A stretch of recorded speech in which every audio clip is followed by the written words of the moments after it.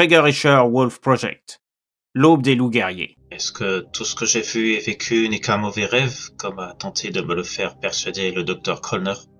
J'aimerais tant que ce soit le cas. Toute la terreur qui m'a submergé au sein de cette maison, l'horreur de voir mes camarades tomber les uns après les autres, ne soit qu'un songe imaginé par mon cerveau. Une forme de défense intérieure, refusant la dure réalité des combats auxquels j'ai été confronté.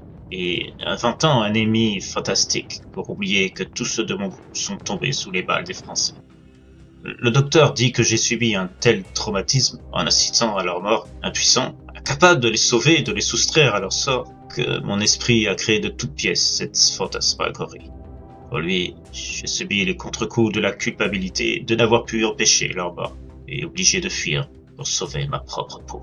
Pourtant, je ne peux enlever ce doute qui subsiste en moi que tout ceci s'est bel et bien passé. Sinon, comment expliquer l'état de mon uniforme, parsemé de traces de gris sur sa surface? C'est-à-dire comment j'ai pu éviter que ma peau, ma chair, soit touchée par ces dernières? Peut-être, comme le dit le général Eberwald, que j'ai bénéficié de l'action de l'ange gardien des déserteurs. Je sais qu'il disait ça sous le ton du sarcasme, une manière pour lui de m'indiquer qu'il ne croyait pas à mon histoire, persuadé que je n'avais fait qu'abandonner à leur sort mes compagnons. Peut-être qu'il y a une part de vrai là-dedans. J'ai bénéficié d'une aide de la part d'une force qui dépasse l'entendement humain. Il me reste à découvrir le pourquoi de tels privilèges. Alors Gans, Gunther, Gerhardt et le Major Rosanov sont tous devenus des créatures que je pensais n'appartenir qu'au mythe.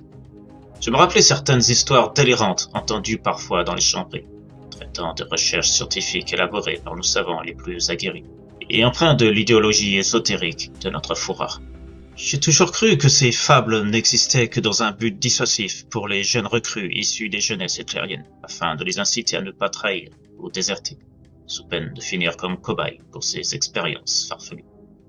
Dans le même temps, je ne peux pas véritablement croire que j'ai tout imaginé. Il y a trop d'images insistantes véhiculant dans ma tête. J'ai encore le souvenir des cris de souffrance de Gerhardt en proie à cette métamorphose me terrifiant, alors que nous avions réussi à échapper à cette unité des alliés français, qui avait subi l'attaque de nos anciens compagnons ayant muté dans ces choses. Avant tout ça, nous pensions que rien de pire que ce que nous venions de vivre au sein de cette maison ne pouvait arriver.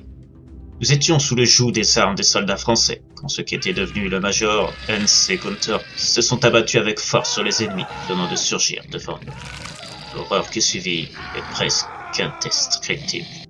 J'ignore comment Gerhardt et moi sommes parvenus à ne pas nous faire massacrer sauvagement par ces monstres. Il n'y a pas d'autre mot pour les désigner. Nous pensions nous en être sortis sains et saufs, jusqu'à que Gerhardt montre les signes de mutation dont nous avions été témoins dans la cave de cette maudite demeure.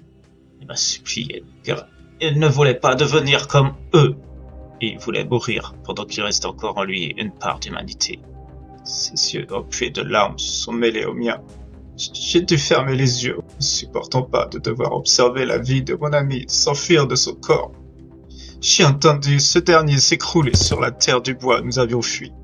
Je n'ai pas voulu non plus voir si ses mains et son visage avaient repris les traits que je lui connaissais. Des traits humains. J'ai immédiatement tourné les talons. Je n'ai ouvert mes yeux qu'après avoir laissé son cadavre dans mon dos, courant sans m'arrêter devant moi, sans me retourner, dans l'espoir de rejoindre le corps le plus proche. J'ai parcouru le bois, le traversant de toutes parts, mes oreilles attentives au moindre son pouvant me signifier qui c'était à ma poursuite. Une fois arrivé dans la plaine, jouxtant la forêt, j'ai eu la chance de croiser un détachement de mes compatriotes. Je ne sais plus trop ce que je leur ai dit à ce moment. Leur ai-je parlé de ces monstruosités, ou bien ai-je évoqué que les soldats ennemis en proie à la fureur d'un même ennemi commun? Je n'en ai pas le souvenir. Je me souviens très bien en revanche de leurs yeux, mélangeant surprise et interrogation à mes paroles. C'est ainsi que je me suis retrouvé ici, au cœur de cette cellule, collée à l'infirmerie du camp dans lequel je suis actuellement. De ce que le docteur Colner m'a fait comprendre, j'étais dans un tel état de surexcitation et de terreur que c'était la solution la plus logique qui était trouvée pour m'empêcher de faire du mal par inadvertance aux autres, mais aussi à moi-même. Et il n'y a que 2 jours qu'on m'a enlevé la camisole de force qui recouvrait mon corps. Le docteur, tout comme le général Eberwald, qui a assisté à toutes mes séances d'interrogatoire pour savoir ce qui m'était arrivé, à moi et mon groupe, a finalement jugé que j'étais revenu à une stabilité psychologique. Ces jours ont passé depuis que je suis enfermé ici, devant raconter ce que j'ai vécu, devant expliquer pourquoi j'étais le seul survivant. Je sais qu'ils ne croient pas ce que j'ai raconté, une fois que j'étais revenu à un calme permettant de m'interroger juste après mon arrivée au camp. Ils sont persuadés que je délire, mélangeant fiction et réalité, traumatisé par la mort de mes camarades. Mais maintenant que j'ai à nouveau toutes mes facultés, contrairement à ce qu'ils pensent, je sais que je ne peux pas avoir imaginé ce dont je me souviens. C'est impossible. Il y a trop de détails qui me reviennent en mémoire, trop d'exactitude dans mes souvenirs pour que mon esprit ait créé ça de toutes pièces. J'ai pu obtenir d'écrire tout ce dont je me souviens. Un carnet et un stylo. C'est le matériel qui m'a été accordé. Dr. Connor pense que cela m'aidera à faire la différence entre ce que j'ai cru voir et ce qui est réellement arrivé. Ça me permettra de faire la part des choses entre l'insensé et le crédible, acceptable par le général. Je dois commencer à relater mon histoire. C'est de mes camarades, alors que nous avions commis l'erreur de rejoindre cette maison, le but de notre mission, après que toute notre section se soit fait décimer. Ce devait être le lieu idéal pour nous donner le temps de réparer la radio endommagée qu'Hans avait réussi à sauver de la destruction en la prenant sur le corps de Fritz. Ce pauvre Fritz, soufflé par une explosion de mortier à quelques mètres de lui. J'ai vu son corps balayé comme un fétu de paille, valdinguant dans les airs, avant de retomber comme une poupée désarticulée sur le sol, sans qu'il ait lâché une seconde sa radio. Fritz savait à quel point celle-ci pouvait être précieuse, et à aucun prix ne l'aurait laissée aux mains de l'ennemi, tant qu'il vivrait. Hans l'a vu lui aussi, et tout comme moi, il s'est précipité vers ce qui restait de Fritz. Son corps était en lambeaux, complètement déchiqueté de toutes parts. C'était un miracle que la radio n'ait pas été anéantie. Elle était en piteux état, mais c'était réparable. Fritz avait fait ce qu'il fallait pour ça. Se rempart de son corps pour protéger l'appareil, se recroquevillant autour de ce dernier, pendant que l'explosion ravageait son dos, ses jambes et l'arrière de son crâne. Hans et moi, à ce moment, on aperçut le Major surgir des fumées pressantes partout sur la plaine, appelant Gunther à le rejoindre, donc que ce dernier tentait de trouver une échappatoire à toute cette folie nous entourant. On a senti qu'il hésitait à répondre à l'appel de notre supérieur, et on aurait dû comprendre le pourquoi de ce moment de doute de sa part pour venir vers nous. Mais nous étions dans un tel désarroi au vu de la situation dans laquelle nous étions qu'on a juste pris ça pour de la peur. Finalement, devant l'assistance du Major, il n'a pas pu refuser de se rallier au petit groupe que l'on formait.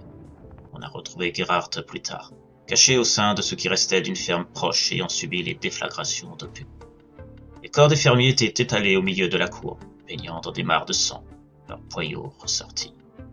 Chercher de quoi trouver un semblant de nourriture au sein des décombres fumants de l'habitation principale quand Gerhardt nous est apparu, sortant de la cuisine, un sac plein à la main. Il montrait un visage rempli de joie de nous voir, nous expliquant qu'il avait pris tout ce qu'il pouvait y avoir de récupérable.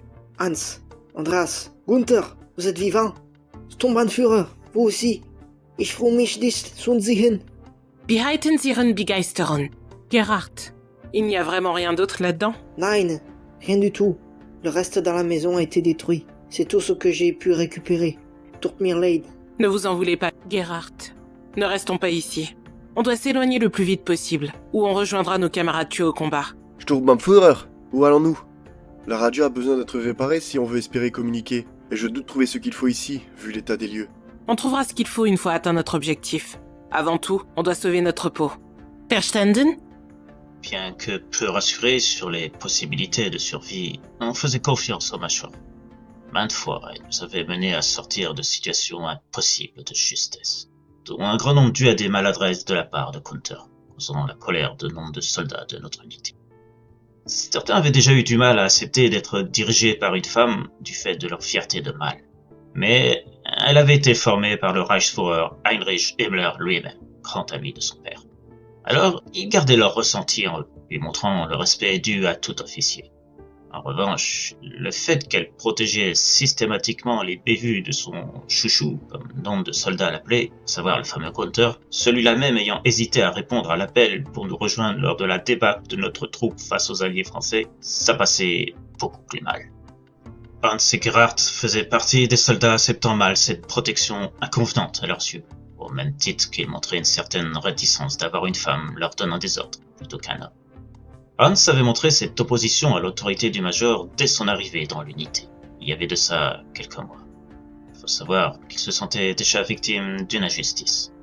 C'était un soldat qui désirait plus que tout intégrer la Wehrmacht, et son physique de blond aux yeux bleus, conforme à la race aryenne idéalisée par le Führer, aurait dû lui ouvrir grandes les portes de celle-ci, d'autant qu'il faisait partie des meilleurs soldats lors de sa formation. Malheureusement pour lui, il a eu la désagréable nouvelle de savoir que son rêve lui serait refusé. La faute d'un membre de sa famille, son oncle pour être précis, qui avait été reconnu en tant que traître et fusillé, pour l'exemple. À partir de là, toute la famille a été discréditée.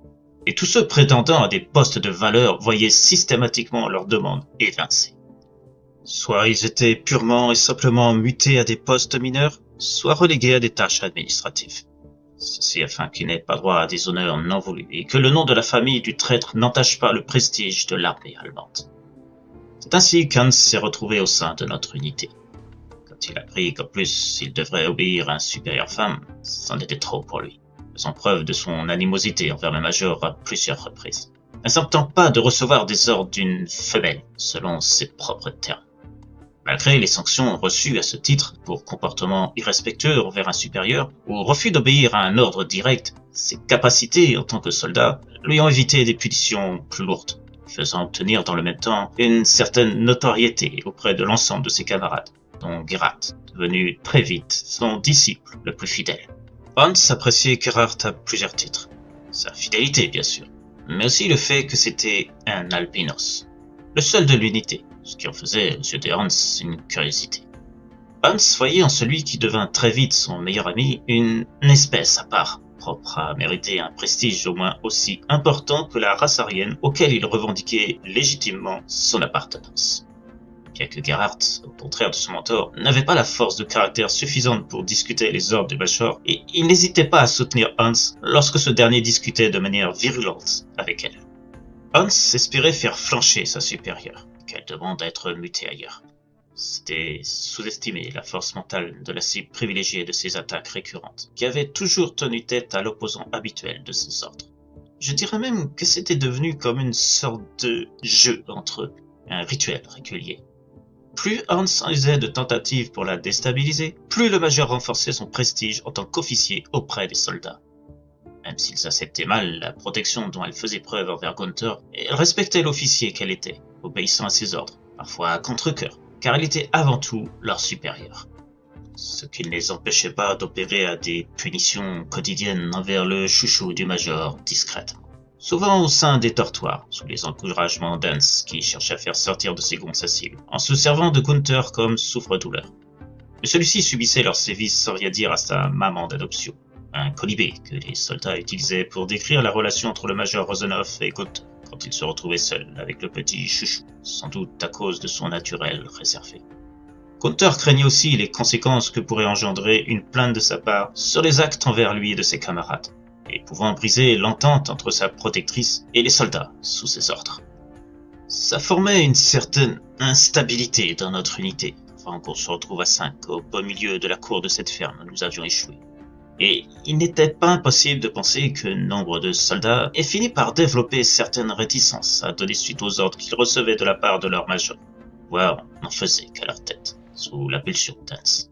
Ce qui avait pu mener au manque d'organisation lors de l'attaque surprise du groupe des forces françaises envers notre unité, alors que nous étions en marche vers l'objectif de notre mission.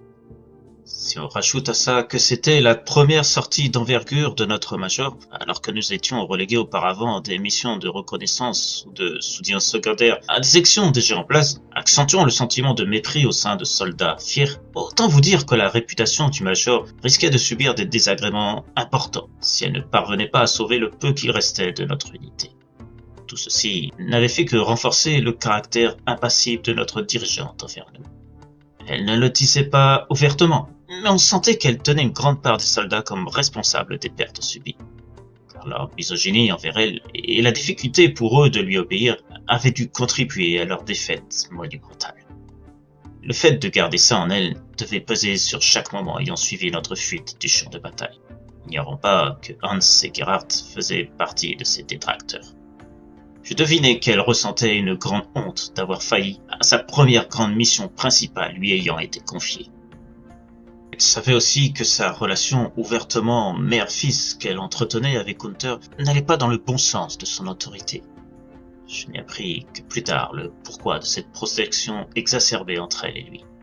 Je n'entretenais pas vraiment des rapports conflictuels avec Gunther, mais je n'étais pas non plus proche de ce dernier. Pas que je me refusais, bien au contraire, j'étais toujours prêt à m'ouvrir à quelqu'un ayant besoin d'un réconfort, d'un confident, à défaut d'une vraie amitié durable, faisant fi de nos crades. Mais si nous étions distants l'un de l'autre, c'était surtout du fait de la méfiance de Gunther envers l'ensemble des soldats. La faute sans doute aux multiples attaques silencieuses qu'il avait subies au camp, lui ayant fait développer une forme de nature asociale envers tous ceux tentant de l'approcher. À ses yeux, et je pouvais le comprendre, n'importe quel soldat était un potentiel pour eux. Mais pour l'heure, nous devions nous serrer les coudes au vu de notre situation actuelle.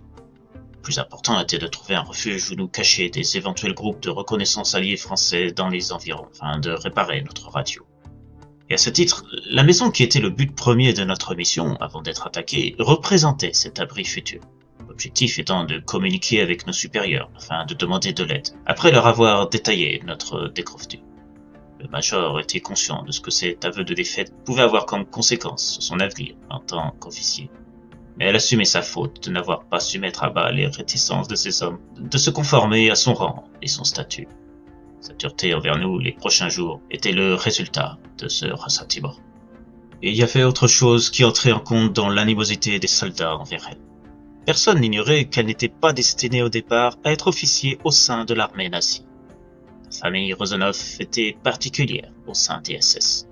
Le père était bien un pur patriote allemand, fier d'obéir aux ordres venant de Berlin, que ce soit Daimler, un ami d'enfance, ou bien du Führer lui-même. Celui-ci savait que Dieter Rosanov était marié avec une Française, Emily, mais ne lui en tenait pas rigueur, au vu de ses états de service élogieux dans l'armée allemande. Un mariage qui avait eu lieu avant la montée du parti du futur Führer et s'étant déroulé en France. Le couple s'était rencontré lors d'une permission de Dieter. Celui-ci, appréciant la culture française, avait décidé de s'offrir cette pause en se rendant donc en France. J'avais rencontré Emily lors d'une balade au sein d'un parc public dans le sud du pays. Emily était alors membre d'un petit orchestre local et jouait chaque dimanche. Bien que celle-ci était pourvue d'un physique pas vraiment aguicheur, Dieter était charmé par la prestance de la jeune femme, jouant du violoncelle à la perfection. Et lui a alors fait une cour incessante, qui a fini par porter ses fruits. Devant revenir en Allemagne pour y poursuivre ses fonctions militaires, Dieter ne manquait pas de correspondre régulièrement avec Emily. Au bout de quelques mois, profitant d'une nouvelle permission, Dieter demandait Emily en mariage. Par la suite, accédant à la demande de son mari, Emily emménageait en Allemagne afin d'y vivre auprès de son époux, ne voulant pas vivre une vie maritale séparée par des centaines de kilomètres l'un de l'autre. Dieter désirait plus que tout un héritier mâle, à qui il apprendrait le métier de soldat. Mais malgré leurs efforts, les époux ne parvenaient pas à obtenir ce qu'ils voulaient. Emily subit 3 fausses couches, désespérant le couple d'avoir un enfant. Puis, le miracle arriva, à l'aide de l'intervention d'un médecin réputé, spécialisé dans ce domaine. Un médecin recommandé par Heinrich Himmler, ami enfant de Dieter Rosanov, comme je vous l'ai précisé auparavant. Mais l'héritier attendu était une fille, Rosa. Qui plus est, la naissance fut difficile et provoqua l'impossibilité pour Emily d'avoir d'autres enfants par la suite. Dieter, désespéré de ce coup du sort, décida de faire de sa fille le garçon qu'il n'aurait jamais. Il l'éduqua dans ce sens, l'habillant avec des habits masculins, lui prodiguant à user de manière propre aux hommes et obtint d'Himmler de la faire former en tant que soldat. Ce dernier comprenait le désir de Dieter, qui adorait sa fille malgré tout, très attentif à elle. Une fille qui ne voulait pas perdre l'affection de son père, auquel elle tenait plus que tout, acceptant toutes les demandes de son père pour faire d'elle un garçon. Himmler, sensible à la relation entre Dieter et Rosa, car ayant une proximité identique avec sa propre fille Gudrun, accéda à la demande de Dieter. Il s'occupa personnellement de superviser et former Rosa, renommée Alix après le décès de sa mère. C'était le désir de Dieter, afin de parfaire la mixité de son enfant, en choisissant un prénom attribué aussi bien aux filles qu'aux garçons en Allemagne. Cependant, Himmler ne put répondre aux attentes de son ami, qui voulait voir Alix à la Wehrmacht. Étant de s'en mêler, il est impossible pour Himmler d'y faire intégrer Alix. Et son statut de femme lui empêchait aussi de la placer au sein de la Schutzstaffel, réservée aux soldats nés de sang impur, c'est-à-dire dont les parents n'étaient pas tous les deux nés allemands, car elle était une femme.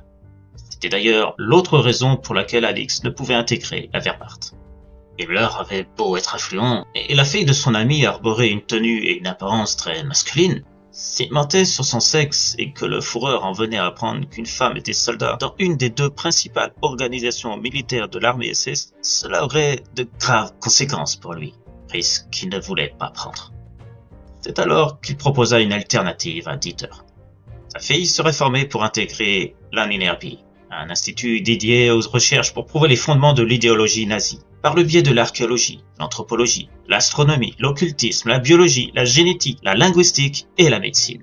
Institut dont il était le fondateur et qu'il supervisait. À travers le monde, des dizaines de sections ont été mises en place depuis 1935 pour procéder à des fouilles et des missions militaires, ceci afin de récolter des artefacts dont les pouvoirs pouvaient contribuer à renforcer la puissance allemande. De nombreuses expériences étaient pratiquées régulièrement dans le même but. Scientifiques, universitaires et spécialistes de l'histoire de l'humanité se côtoyaient. Et pour Himmler, n'ignorant pas la passion de la fille de Dieter pour l'ésotérisme, ce serait le cadre idéal pour qu'Alix puisse exercer une carrière militaire sans trahir les règles. Ayant tout pouvoir pour décider qui peut y avoir une place d'officier, personne ne trouverait à redire sur la présence d'Alix en tant qu'officier d'une unité de cet institut. Dieter accepta la proposition de son ami avec enthousiasme. Alix grimpa très vite les échelons de l'armée, s'intégrant parfaitement dans l'armée nazie, tout en perfectionnant ses connaissances historiques et ésotériques. Du fait de sa coupe masculine, de l'ablation de ses seins, celle-ci ayant été faite à sa demande afin d'avoir encore plus l'allure masculine désirée par son père, Alix gagna la confiance des autres soldats, beaucoup d'entre eux ignorant que le désormais nouvel officier d'une des sections de l'ANNRB était né fille. Himmler avait choisi de la placer dans une des unités de la section implantée en France. Alix parlait couramment français, sa mère lui ayant appris la langue, ce qui pouvait faciliter la compréhension des documents liés aux artefacts sur ce territoire. Quand elle obtint le commandement d'une unité faisant la fierté de son père, elle dut, malgré tout, faire face à une rumeur lancée au sein de son unité, elle aussi persuadée qu'Alix était bien un homme au départ, et indiquant le secret de sa naissance. Le fait d'un officier jaloux, car prenant le commandement de la même unité et lui ayant été refusé. Par dépit, après avoir appris qu'Alix était une femme, il donna cette information auprès d'un des soldats de la section. Sachant en plus qu'elle était née d'une relation entre un Allemand et une Française, alors qu'on était en temps de guerre et en conflit avec la France, cela rajoutait à la méfiance des soldats, ayant appris toutes ces informations sur leur supérieur. C'est à peu près au même moment qu'Alix découvrit que parmi ces hommes se trouvait un jeune homme avec qui elle avait suivi sa formation militaire auparavant. Une amitié sincère auprès du jeune militaire s'était installée, bien qu'il était plus jeune de 7 ans qu'elle. Le jeune homme, Gunther, avait du mal à se faire à la rigueur militaire, et lui alors prodiguait de nombreux conseils et apprentissages en dehors de la formation, afin qu'il puisse obtenir l'équilibre dont il avait besoin. Le jeune homme avait été forcé par son père à devenir militaire, et il n'aimait pas cette vie. Se retrouvant quelque peu en lui, ayant vécu une situation similaire, bien qu'elle ait accepté ce bouleversement de son quotidien, elle débuta cette relation de protection envers lui, un peu malgré elle, et suivant un instinct maternel qu'elle pensait avoir réussi à endormir. En voyant qu'il avait rejoint son unité, elle décida de continuer sur sa lancée, voyant l'air déprimé continuel de Gunther, car n'acceptant toujours pas son statut de soldat forcé, et couvra ses gaffes volontaires ou non, pour lui éviter des sanctions qui ne feraient que renforcer son mal-être de la vie de militaire. Ce qui a conduit à la situation particulière liant Alix Rosenhoff, notre major, à Gunther, le mal-aimé. À vrai dire, connaissant désormais la nature féminine de notre supérieur, beaucoup comme moi soupçonnions qu'Alix, sans doute frustrée de ne pouvoir jamais être mère malgré sa condition de femme, avait en quelque sorte jeté son dévolu sur ce soldat fragile mentalement. Elle en a fait son fils spirituel, même si elle ne le désigne pas de cette manière, car consciente qu'un tel aveu lui vaudrait les foudres de ses supérieurs et même de son père. Ne voulant pas nuire à la réputation de ce dernier, ni provoquer sa colère s'il apprenait ses désirs maternels, elle niait chaque allégation, indiquant qu'elle se servait de Gunther comme faire-valoir à sa frustration. Ce petit aparté étant fait, qui était nécessaire pour que vous compreniez mieux les oppositions de mes camarades Hans et Gerhard envers Gunther et notre major, reprenons le fil du récit. Nous venions de quitter la ferme, profitant de la nuit afin de ne pas nous faire repérer par une quelconque patrouille française quand nous sommes arrivés à notre objectif. Une vieille maison de maître typique de la région où nous nous trouvions. En son sein vivait un couple de scientifiques, anciens généticiens, et spécialisés dans les portails dimensionnels ainsi que d'autres théories ésotériques du même ordre. Il opérait en secret des expériences au cœur d'une cave aménagée sur Ortimler, constituée d'un laboratoire de recherche et d'autres salles. Ni nous, ni le Major ne savions en quoi consistaient exactement ces expériences. Ce dont nous étions au courant, c'était que plus aucune nouvelle n'avait été donnée depuis plusieurs semaines de la part des scientifiques, ni des soldats leur ayant été assignés afin de surveiller leurs travaux. Nous savions également, afin que le couple ne cherche pas à fausser compagnie à ses surveillants, que les 2 enfants des scientifiques avaient été placés au sein d'une famille de militaires SS. Celle-ci ignorant les détails concernant les enfants dont elle avait la charge, mais devant prendre le plus grand soin d'eux. Pour permettre une collaboration totale, des photos des enfants, des dessins, des lettres de ces derniers étaient acheminées chaque mois aux soldats chargés de surveiller le couple et leurs avancées, les montrant aux parents pour leur prouver leurs bons soins. Elle est décidée à continuer leurs travaux pour le compte de la Ninerbi. Ce silence étant anormal, notre unité avait donc été chargée d'aller sur place pour comprendre la raison de l'absence totale de nouvelles. Ayant subi de lourdes pertes d'armes de notre unité, notre mission se devait d'être remplie. C'est pourquoi nous avions continué notre route jusqu'à la fameuse maison, suivant le plan de route fourni par Himmler lui-même, qui avait insisté pour que ce soit le major Rosanov qui supervise la mission. Un stress supplémentaire pour elle, car elle tenait à donner des réponses à la situation, ne serait-ce que minimes, afin de répondre à la confiance qu'Himmler avait fait preuve la concernant. C'était un impératif pour elle, devant assurer le prestige de sa famille et la fierté de son père. La maison semblait abandonnée, si on se référait à 2 vitres cassées au rez-de-chaussée et la porte d'entrée semblant à peine tenir debout, sans doute du fait de gonds en fin de vie. Du moins, c'est ce que nous pensions tous. Avec le recul, je me dis que ces éléments auraient dû nous faire soupçonner de bien autre chose qu'un état conséquent au temps. On apercevait ce qui s'apparentait à des tombes sur le côté gauche de la maison, en partie enfoncées dans le petit bois avoisinant.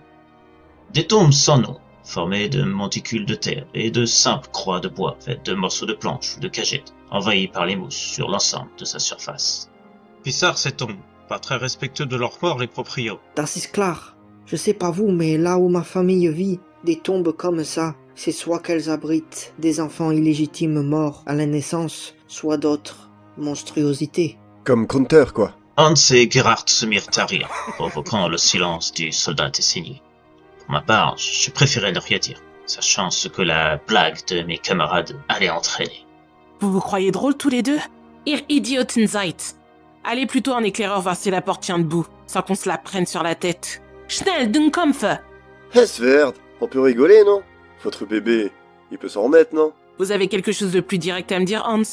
Déballez votre sac si vous en avez le courage. Sinon, je n'ai que faire de vos remarques. Hans, tout comme Gerhardt, ne dit un mot. Conscient qu'il n'était pas en situation de se mettre à dos le major, s'il ne voulait pas prendre le risque de dormir à la belle étoile, avec tout le danger que ça représentait, pendant que nous autres serions à l'abri. Et il baissait la tête en passant près de leur supérieur, se dirigeant vers la porte et l'examinant en détail. Autre petit aparté à ce moment de l'histoire. Si vous vous étonnez que nous parlions français majoritairement, c'est dû aux recommandations qui furent indiquées à notre section.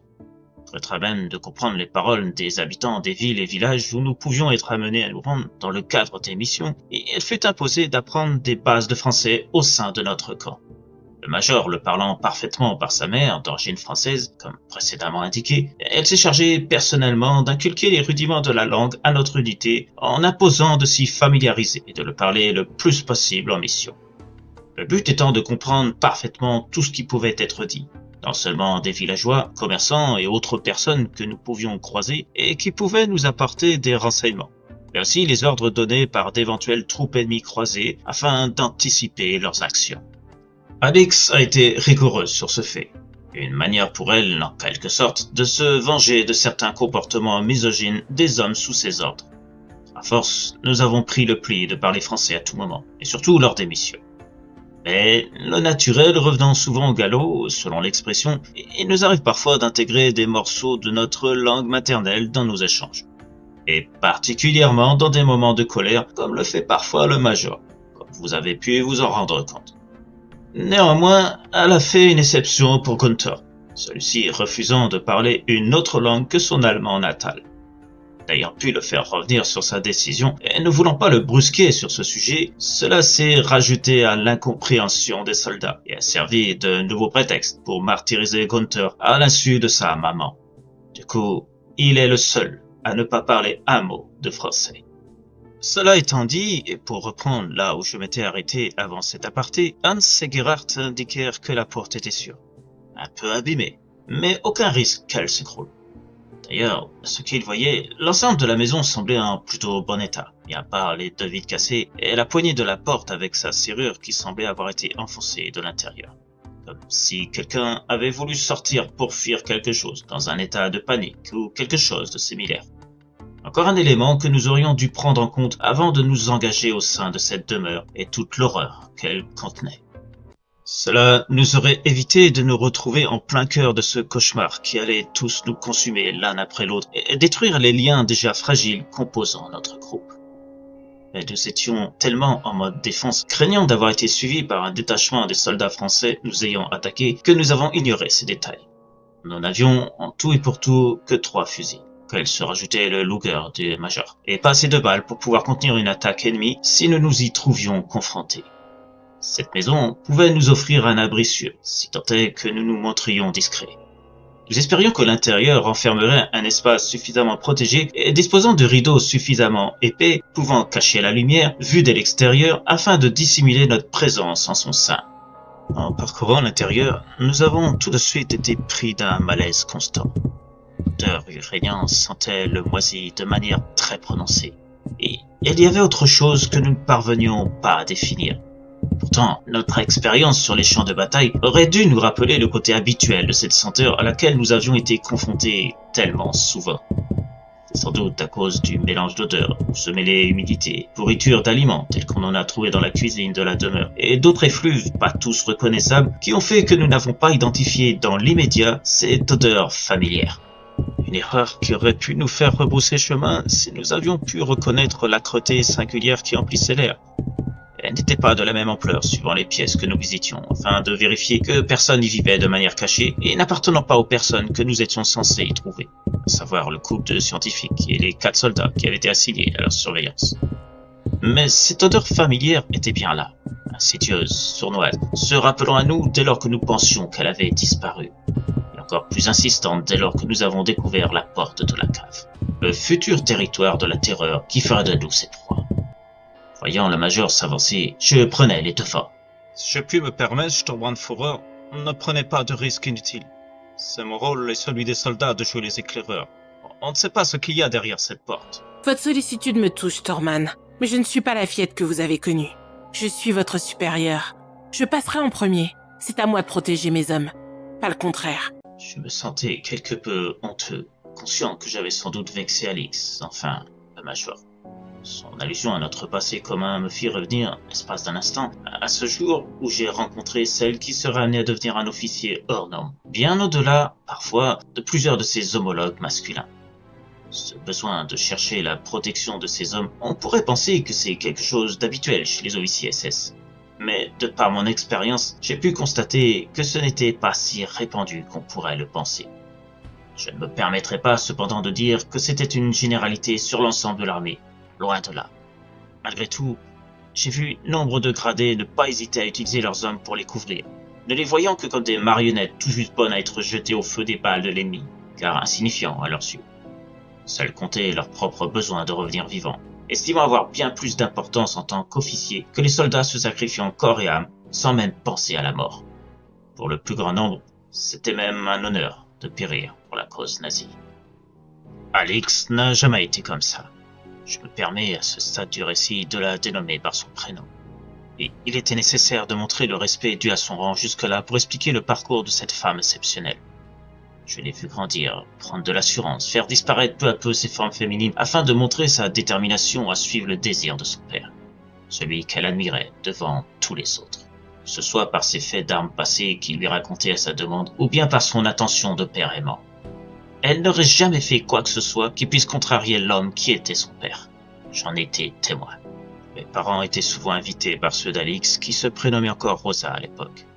Nous étions jeunes et j'étais très surpris au départ de son attitude très masculine, que ce soit sa manière de marcher, de s'adresser à moi, ses passions très peu féminines.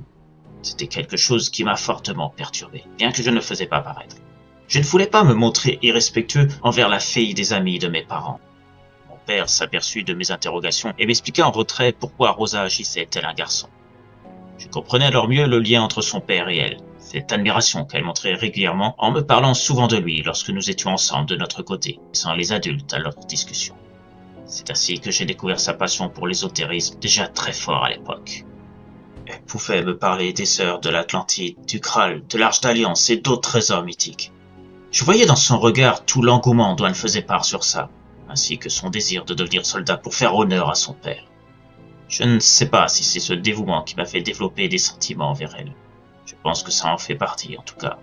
Son enthousiasme, sa fougue, sa joie de vivre qu'elle exprimait à chaque fois qu'elle parlait de tout ce qui la passionnait.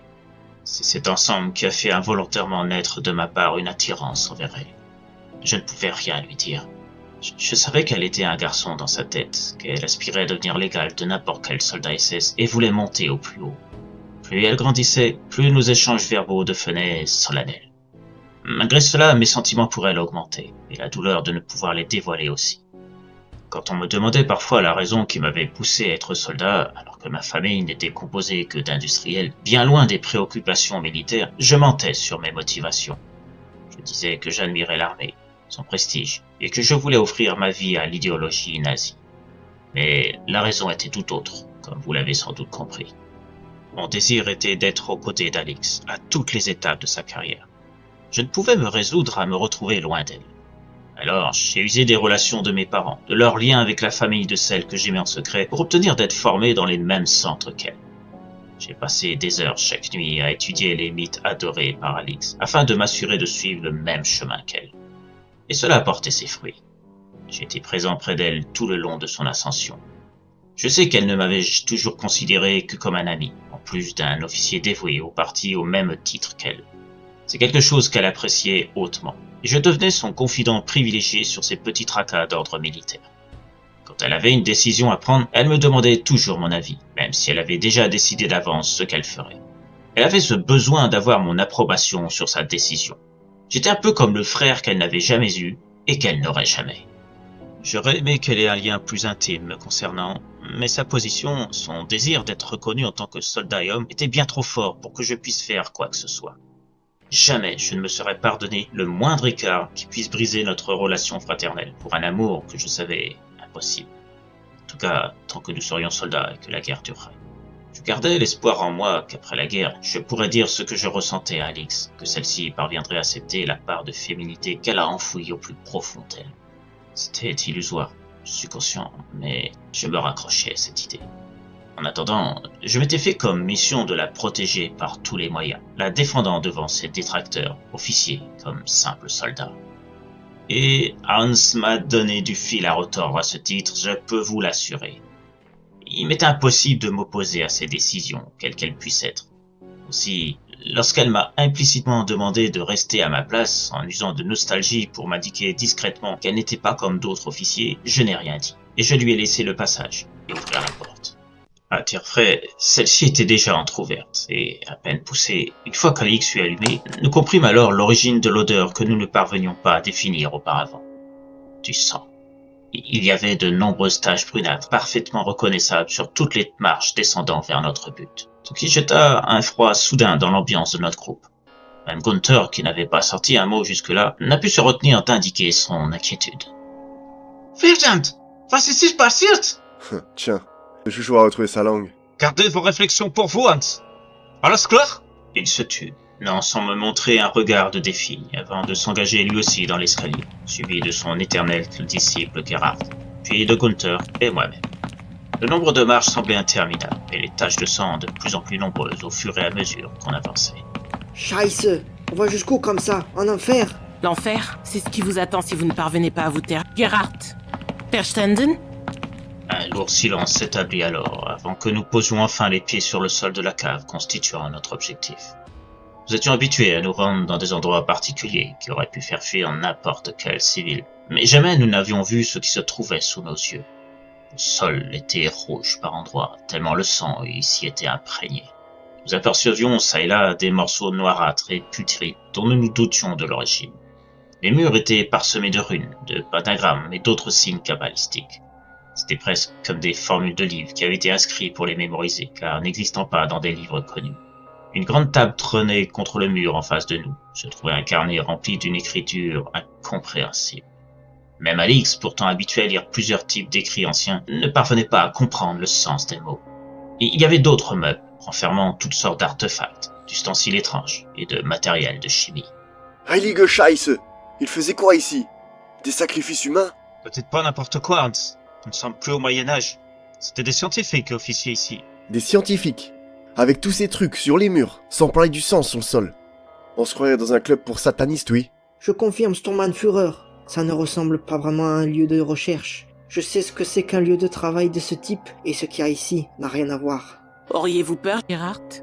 Si vous craignez de faire dans votre froc, je vous conseille de rester ici à vous demander pourquoi vous êtes soldat, pendant que nous on inspectera les autres pièces. Gerhardt, piqué au vif, s'avança et se dirigea vers la droite, en direction de ce qui ressemblait à une autre pièce. Ne partez pas seul, Gerhardt! M'adressant à Hans. Suivez cet imbécile. Vous ne voudriez pas qu'il arrive malheur à votre cher adepte, pas vrai, Hans? En parlant de larbin. Ça fait-il quelque chose, Hans? Non, rien. S'adressant à Gerhardt. Attends-moi, Gerhardt. Je t'accompagne. Gunther suivait Alix qui se dirigeait dans l'autre sens, sans que celle-ci donne des ordres aux deux fortes têtes. Hans, Gerhardt, si vous trouvez quelque chose d'inhabituel, ne touchez à rien, et revenez me faire un rapport de ce que vous avez vu. Hans fit un geste de la main pour toute réponse, pendant que je suivais Alix et Gunther. C'est là que nous sommes tombés sur ce qui nous parut être l'antre de Freudenstein. Une sorte de cuve de métal remplie d'un liquide nauséabond était placée dans un coin. Partout sur les murs figuraient d'autres signes, comme dans l'autre pièce. Il y avait aussi des bibliothèques abritant toutes sortes de livres scientifiques en français, en anglais et d'autres langues, y compris l'allemand. Des traités mathématiques, d'astronomie et même de sorcellerie. Mais il y avait autre chose. Une odeur surplombait l'air, venant d'un petit ressac sur notre gauche. Nous nous y sommes engouffrés et y avons découvert un amoncellement de cadavres les uns sur les autres, dans des états de décomposition divers, tous démembrés. Nous reconnaissions des soldats SS par ce qui restait de leur uniforme. Leurs visages étaient déformés, leurs mains anormalement allongées. D'autres semblaient être des civils, possédant les mêmes caractéristiques monstrueuses. Sur le côté droit figurait une sorte d'immense cage, qui avait vraisemblablement servi à enfermer les victimes dont les corps recouvraient le sol à l'opposé. Le fond de celle-ci était rempli de sang. Les barreaux étaient également abîmés. Quelles que soient les expériences menées ici, c'était bien loin de simples recherches scientifiques basées sur les portails dimensionnels comme on nous l'avait mentionné. À la vue de tout ça, Gunther hurla de terreur, s'enfuyant de là où nous étions. Lass mich hier raus! Dieser Ort ist eine Hölle der Dämonen! Gunther, revenez ici! Je me charge de le ramener à la maison, Sturmannführer. J'ai couru comme un dératé et j'ai réussi à rattraper Gunther avant qu'il s'engouffre dans les escaliers. J'étais obligé de le plaquer au sol pendant qu'il me parsemait d'insultes, ayant totalement oublié qu'il n'était qu'un simple soldat s'adressant à un supérieur. Mais au vu de sa panique compréhensible, au vu de ce que nous avions découvert de l'autre côté, j'aurais été mal avisé de lui en tenir rigueur. Alix tentait de le calmer en lui parlant, pendant qu'Hans et Gerhardt, alertés par les cris, revenaient eux aussi à la hâte. Ich sollte nicht hier sein! Sie haben versprochen! Ich hätte dir nie folgen sollen! Nous nous sommes alors tous interrogés sur ces propos qui nous faisaient entrevoir une vérité pouvant expliquer l'attaque surprise dont notre unité avait été victime. Je voyais le visage se couvrant de surprise et de tristesse en même temps d'Alix, à la lumière de ce que nous venions d'entendre. Gunther? Erklär's-mir. J'ai peur de comprendre. Se reprenant et ravalant ses larmes qui commençaient à couler sur son visage, Alix s'adressa alors à nous, consciente qu'elle n'avait pas le choix de mettre de côté son affection pour son fils et montrer son inflexibilité si elle ne voulait pas se retrouver face à une mutinerie justifiée de la part d'Hans et Gerhardt. Ce que je ne me sentirais pas le droit d'arrêter si le soupçon s'avérait exact. Attachez-le quelque part. Je dois l'interroger et tirer ça au clair. J'aperçus le sourire glaçant d'Hans qui prenait plaisir à exécuter cet ordre, prenant plaisir à assister à la chute du chouchou de la reine Rosenhoff. Pendant que moi et Alix étions parvenus à maîtriser Gunther, qui continuait à répéter en boucle la même phrase, Hans revint avec une chaise récupérée dans la pièce qu'il venait d'inspecter avec Gerhard. On installa Gunther dessus, tachant ses mains derrière le dossier de la chaise avec la ceinture de son uniforme, à défaut d'avoir une corde. J'aperçus un nouveau sourire sur le visage d'Hans, qui serrait la ceinture avec délectation, provoquant un cri de douleur de la part de Gunther. Ce dernier avoua tout très vite, en proie à la terreur la plus intense. Lors d'une de ses permissions, il avait été approché par 2 hommes qui se sont présentés comme ceux pouvant lui permettre de quitter l'armée nazie comme il le souhaitait. Ils n'ont pas tout de suite indiqué qui ils étaient, et rien que cette phrase avait immédiatement fait suivre l'attention de leur interlocuteur. Ils lui précisèrent qu'ils avaient une taupe au sein de la Ninerbi, présent au sein de notre unité, et chargé de récolter des renseignements à même de connaître les futurs déplacements des soldats de la section. Mais ceci était tenu au secret jusqu'au jour de la mission, et il ne lui était donc pas possible de prévenir en temps et en heure ses commanditaires, afin de trouver l'endroit adéquat pour mettre en place une attaque. Le but étant de délivrer les scientifiques enrôlés de force par l'armée nazie et obligés de travailler pour la Ninerbi, en offrant leurs connaissances sur le terrain des missions où ils étaient emmenés.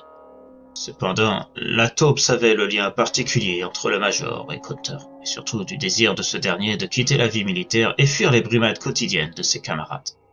Une fois lui avoir fait miroiter de quitter la France, ainsi que l'assurance de sa protection jusqu'à la fin de la guerre, persuadé de l'emporter sur l'Allemagne et ses alliés, ce fut facile pour ces hommes de faire de lui une nouvelle taupe, afin de leur apporter les renseignements récoltés discrètement auprès d'Alix sur les dates de la prochaine mission, et ainsi élaborer une attaque suivant le plan de route de celle-ci. Renseignements qui seraient rapportés à l'autre taupe déjà en place, celle-ci se chargeant de diffuser les informations par ses moyens habituels, sans que le moindre soupçon soit porté sur Gunther. Tout devenait limpide sur le pourquoi de cette attaque ayant décimé notre unité. L'autre taupe faisait partie de la mission. Gunther nous avait indiqué son identité. Ce qui faisait que le soldat espion avait soit rejoint les rangs de la troupe nous ayant indiqué, soit il avait péri lors des affrontements. L'ennemi connaissait le but de la mission, ce qui veut dire que nous devions nous attendre à voir débarquer au dehors un détachement afin de s'assurer qu'aucun survivant n'ait pu échapper à l'attaque et continuer la mission. Alix ordonna à Gerhard de se poster à l'étage de la maison et de nous informer s'il apercevait des soldats français se dirigeant dans notre direction. Hans ne parvint pas à calmer sa haine en apprenant ce qu'avait fait Gunther. Il épaula son fusil et a donné le sort réservé aux traîtres. Et une fois de plus, Alix s'interposa, provoquant la colère d'Hans. C'est un traître. Ce chien galeux doit mourir. Vous avez beau être notre supérieur, vous ne pouvez pas aller à l'encontre des règles. Il suffit, Hans! Je ne vous permets pas de parler ainsi à votre Sturmbannführer! Alix fit un geste devant moi, signifiant de ne pas prendre sa défense. Laissez Andreas. Il a parfaitement raison. Je suis officier nazi, et en ce sens, je ne peux pas mélanger mes ressentiments à mon devoir. S'adressant à Hans. Gunther aura le sort que méritent les traîtres. Je m'en porte garante. Si je faillis à mon devoir, je donne le droit à Andreas ici présent de prendre le commandement à ma place. Et je me constituerai prisonnière, en attendant que mon sort soit statué en haut lieu de la hiérarchie. Si cela peut vous rassurer, j'ai honte. Honte d'avoir veillé à protéger un traître. J'assume ma faute, soyez-en assurés. Je sais que vous deviez jubiler en secret pour ça. S'il le faut, je quitterai mon rang, mon statut de soldat afin de minimiser la disgrâce de ma famille, et surtout de mon père. Mais avant, nous devons interroger plus Gunther pour savoir s'il a fourni d'autres informations à l'ennemi. Cela vous convient-il, Hans ? Je voulais intervenir à la suite des déclarations d'Alix, mais je savais qu'elle m'en aurait empêché. Je ne pouvais aller à l'encontre de sa décision, pleine de bon sens. J'étais dévasté. Elle qui avait voué sa vie au parti, elle qui avait renoncé à son statut de femme pour lui, elle allait tout perdre à cause du choix de protéger celui qu'elle voyait comme un fils. Curieusement, Hans garda son calme, sans tenter de s'opposer à la demande d'Alix. Très bien. Si vous assumez votre faute, cela me convient. Je demande juste une chose. Je vais être celui qui ôtera la vie de ce chien. Accordez, Hans. Une fois assuré que Gunther nous aura dit tout ce qu'il sait et tout ce qu'il ne nous a pas dit, c'est vous qui l'exécuterez. Vous avez ma parole d'officier. Hans, satisfait, se contenta de hocher la tête pour montrer son approbation. Sturmbannführer, c'est la première fois que nous tombons d'accord. Et c'est aussi la première fois que je fais preuve d'un véritable respect envers vous. Je regrette presque de ne plus vous avoir comme supérieur après ça. Finalement, vous êtes un bon chef. Je me suis trompé sur vous, sur toute la ligne. Et si vous avez besoin de quelqu'un pour appuyer le fait de conserver votre rang de Sturmbannführer, je suis votre homme. Juste après cette déclaration, Hans ne put s'empêcher de pousser la chaise où était installé Gunther vers le mur derrière. Au même moment, on entendit des dizaines de sons métalliques parsemer la maison au-dessus de nous. Quelques minutes plus tard, Gerhard arrivait, haletant. Sturmbannführer, je ne sais pas ce qui s'est passé, mais toutes les fenêtres se sont recouvertes de volets en métal. Même la porte d'entrée, on est prisonnier de cette foutue maison. Hans, Alix et moi, on regardait alors instinctivement le mur où avait appuyé la chaise de Gunther. Une sorte de petite lumière rouge se montrait. Poussant la chaise, je regardais de plus près. Sous le plâtre du mur, on voyait distinctement un bouton. Et d'ailleurs, le plâtre à cet endroit n'en était pas. C'était un revêtement ayant la même apparence, mais cachant une sorte de petite niche dans le mur une fois enlevé cette matière, et nous révélant la forme sphérique de l'appareil. Au vu de ce que nous avait révélé Gerhardt, c'était l'action de ce bouton qui avait déclenché le dispositif des volets métalliques. Étrange. Pourquoi un tel dispositif? Peut-être était-ce une sécurité pour que personne ne puisse entrer dans la maison et ne voie ce qui se passait. Mais peut-être que sa fonction était tout autre, et était là, au contraire, pour empêcher ceux qui se trouvaient dans la maison de sortir. Les événements qui suivirent m'en convainquirent. Laissant l'affaire Gunther de côté pour l'instant, Alix ordonna qu'on débarrasse la cave de la présence des cadavres découverts dans la pièce d'à côté. La nuit était tombée, et Gerhardt n'avait détecté aucune présence de patrouille ennemie aux alentours. L'occasion de relever les volets, maintenant que nous savions comment nous servir de cette aide inattendue, et d'enterrer ce qui restait de ces corps près du petit cimetière que nous avions aperçu lors de notre arrivée. Nous repensions aux tombes sans nom. Au vu de ce que nous avions trouvé, il devenait évident que ce qui se cachait sous terre était vraisemblablement le résultat de précédentes expériences. Des cobayes ratés qui avaient fini leur rôle, et finissant dans ce cimetière qui avait des allures désormais macabres. Dans d'autres circonstances, nous aurions sans doute voulu savoir l'état des cadavres cachés sous ces tombes. Mais la monstruosité apparente des cadavres qui devaient être évacués, se rajoutant au danger d'être surpris par un groupe de soldats ennemis, nous enlevait toute curiosité. J'ai laissé Gerhardt et Hans creuser le trou pour y enfouir ces corps déformés. Cela laissait du temps à Alix pour tenter d'en savoir plus en questionnant Gunther. Personne n'était dupe. Nous savions tous que le Major avait trouvé l'excuse d'interroger Gunther pour se préparer à la mort inéluctable de son fils d'adoption. Je savais qu'Hans avait compris dès lors qu'Alix avait proposé cette alternative, et il avait fait preuve d'un humanisme et d'une compréhension que je ne lui soupçonnais pas à cette proposition, surtout au regard de l'opposition perpétuelle entre Hans et Alix. Je suppose qu'Hans a compris que le petit jeu entre eux était à sa fin, et que cela ne servait à rien de profiter de la situation pour enfoncer plus encore le Major. Pour la première fois, il avait compris le lien entre Alix et Gunther, par suite des motivations ayant conduit ce dernier à trahir, quitte à perdre le respect de la seule personne qu'il avait toujours défendue. Je ne sais pas si c'est de la pitié qu'il a ressenti envers Alix ou quelque chose de plus profond. Il a lui-même subi les conséquences de la trahison envers le parti d'un membre de sa famille, en l'occurrence son oncle. Il savait ce que cela pouvait déclencher. Et je pense qu'on peut dire qu'il était la personne pouvant comprendre le plus le ressentiment d'Alix dans ce contexte. Le fait est qu'Hans a complètement changé vis-à-vis du Major après ça, ce qui a permis, paradoxalement, de retrouver la coordination que nous avions perdue, ainsi qu'une ambiance nimbée dans le calme. Cependant, il y avait encore plusieurs interrogations qui nous tenaient. L'état des cadavres, la cage, la cuve remplie d'une substance curieuse, le bouton, les volets. Ça faisait beaucoup de choses curieuses.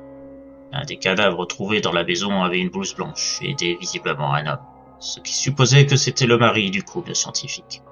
Mais aucune trace de la femme, nulle part. Il y avait aussi la porte d'entrée clairement enfoncée, les vitres brisées. Autant de questions qui allaient bientôt trouver leur réponse. En revenant à l'intérieur, nous retrouvions le Major passablement énervé, les cheveux défaits, son visage mélangé de larmes et de rougeur due à une colère extrême. Gunther était parsemé de bleu apparent sur les joues, les yeux pochés, le nez en sang. Signe apparent d'un interrogatoire musclé sous le coup de la colère de la part d'Alix.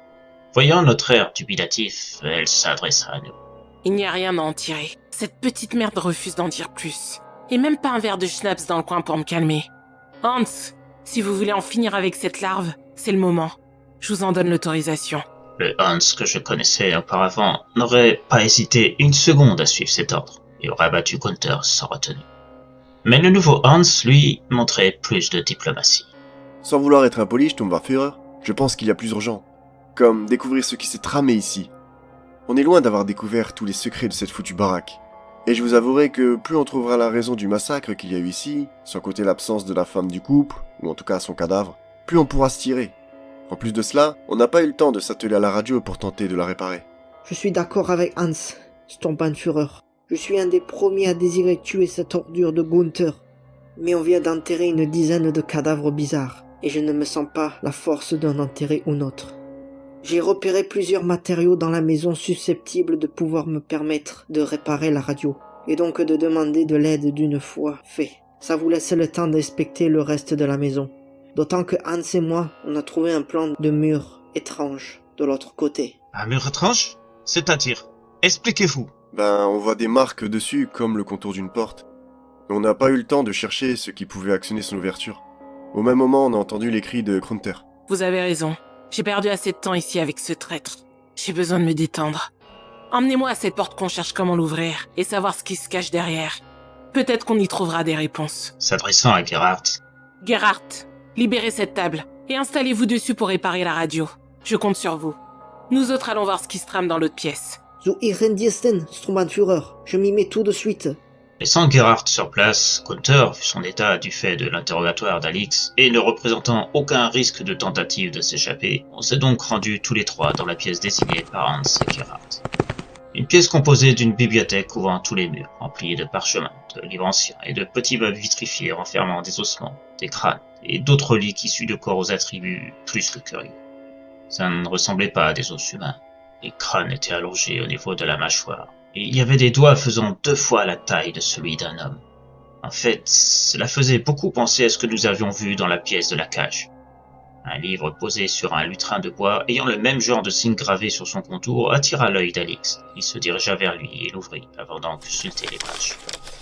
Ce livre était une sorte de traité écrit par un alchimiste obscur du XVe siècle, ayant officié en Allemagne. Le Schola-Major avait lu et il avait découvert un moyen d'assembler, ou plutôt de fusionner, des tissus humains avec ceux issus de corps d'animaux, afin de créer une sorte de combinaison chimique à même de lutter contre des maladies dont il n'existait aucun remède à l'époque. Le but de ces travaux était de combler les lacunes des défenses immunitaires du corps humain en y associant celles d'animaux réputés pour leur conditionnement à des environnements extrêmes, comme des animaux vivant dans des lieux hostiles tels que des montagnes, des forêts ou dans des cavernes où l'air est peu respirable pour un être humain. Alix lisait tout haut afin que nous puissions profiter, nous aussi, des connaissances du livre.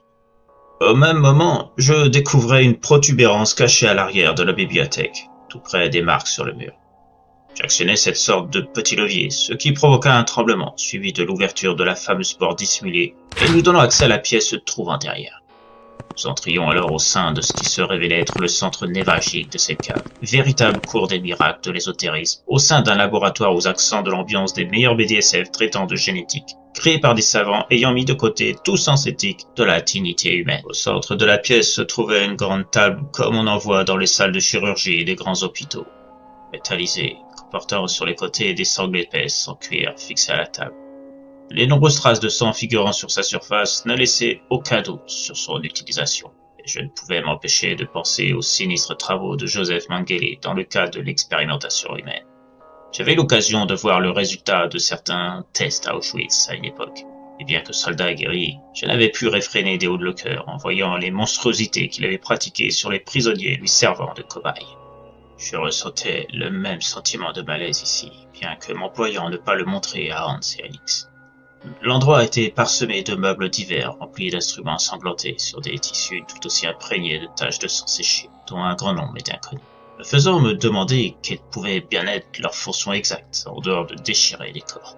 Il y avait des multitudes d'autres formes de matériel, des arbres au mur, et partout où je regardais, on voyait des dizaines de pages écrites parsemant le sol, et des vestiges de ce qui avait sans doute été des éprouvettes ou quelque chose d'assimilé, totalement brisé. Le craquement du verre sous nos pieds formait une série de sons se rajoutant à l'atmosphère pesante qui englobait la pièce. Mais ce qui nous interrogea le plus, ce fut la présence d'une sorte de grande arche vers le fond de la pièce, dont la fonction de s'échapper. Cependant, ayant cru comprendre que les scientifiques travaillant ici étaient spécialisés dans l'étude des dimensions parallèles à la Terre, ouvrant vers d'autres mondes, et il était aisé de deviner que cette arche avait dû servir de portail menant à ces derniers. Et il y avait des traces de coups à plusieurs endroits, ayant abîmé les boutons de l'espèce de panneau de contrôle rattaché à cet étrange appareil de forme rectangulaire, occupant tout l'espace du fond de la pièce. Sur les côtés figuraient des grandes machines munies de centaines de voyants, de touches, de leviers, d'écrans, ainsi que ce qui s'apparentait à un sonar de sous-marin. Là aussi, il y avait des marques typiques d'une tentative de destruction de tout cet arsenal technologique comme jamais je n'en avais vu auparavant. En tout cas, pas d'aussi complexe. Certains leviers avaient été arrachés, jetés sur le sol, des morceaux de verre étaient disséminés sur les pupitres, des écrans étaient brisés, et on voyait très nettement des brûlures par endroits, indiquant qu'un incendie, sans doute provoqué par les nombreuses marques se voyant partout, s'était déclaré. On pouvait d'ailleurs remarquer des cendres à d'autres endroits du sol. À première vue, des carnets ou des livres avaient été détruits par le feu, eux aussi. Tout ça montrait très clairement que là où les personnes qui étaient ici avaient tenté de détruire toute cette installation, y compris l'arche. Soudain, alors qu'Alix et moi étions fascinés par ce curieux enchevêtrement mécanique et de câbles reliant les pupitres au portail qui jonchait le sol également, nous entendîmes Hans s'exclamer. « Fascistas !» Nous nous retournions alors, et on voyait ce qui avait surpris le soldat, qui avait toujours montré jusqu'ici les preuves d'une force de caractère puissante, propre à un soldat du Troisième Reich, et n'ayant peur de presque rien, depuis le temps qu'il avait vu toutes sortes d'étrangetés en notre compagnie. On avait senti un tremblement dans la voix, inhabituel de sa part, ce qui n'avait pas manqué de nous étonner, et nous avait incité à nous diriger vers lui immédiatement. Ce fut à notre tour d'être en position de surprise. Fixé au mur avec des chaînes se trouvait un squelette des plus singuliers.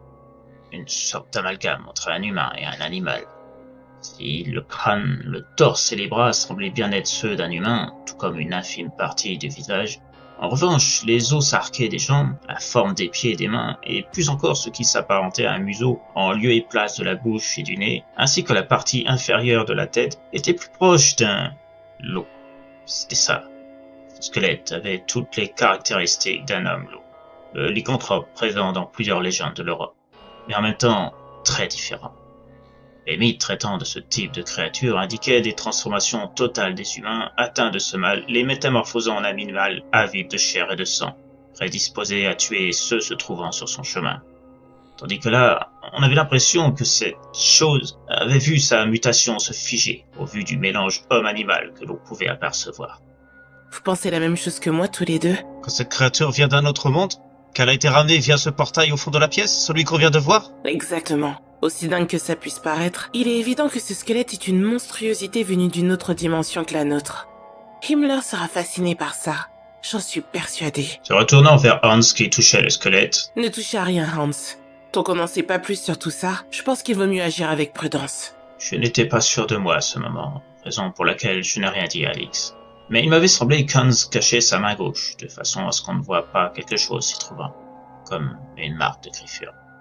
Cela aussi faisait partie des particularités de la chose enchaînée au mur. Ses mains, ou plutôt ses pattes, étaient constituées de longs doigts se terminant par de longues structures osseuses, propres à des griffes. Je voyais aussi Hans semblant s'appliquer à cacher du pied un élément au sol. Sans doute du sang résultant de sa probable blessure, et il semblait nerveux. Néanmoins, au même titre qu'Alix, j'étais curieux de savoir quel mystère cette pièce nous réservait encore. C'est alors que cette dernière a mis la main sur ce qui semblait être un journal. Il y avait un titre évocateur. Kriegerischer Wolf Project. La couverture comportait des traces de griffures et du sang. D'ailleurs, on avait remarqué d'autres traces brunâtres un peu partout sur les appareils et les murs, comme s'il y avait eu une lutte ici, expliquant le désordre ambiant. Immédiatement, Alix m'a demandé de lire la dernière page du journal, histoire d'y trouver une explication à nos interrogations, pendant qu'elle farfouillait d'autres documents. 15 avril 1943. Je n'ai pas eu le choix. J'ai dû tuer mon bien-aimé Patrick. Malgré tous mes efforts, je n'ai pas trouvé le moyen de le rendre à son état humain.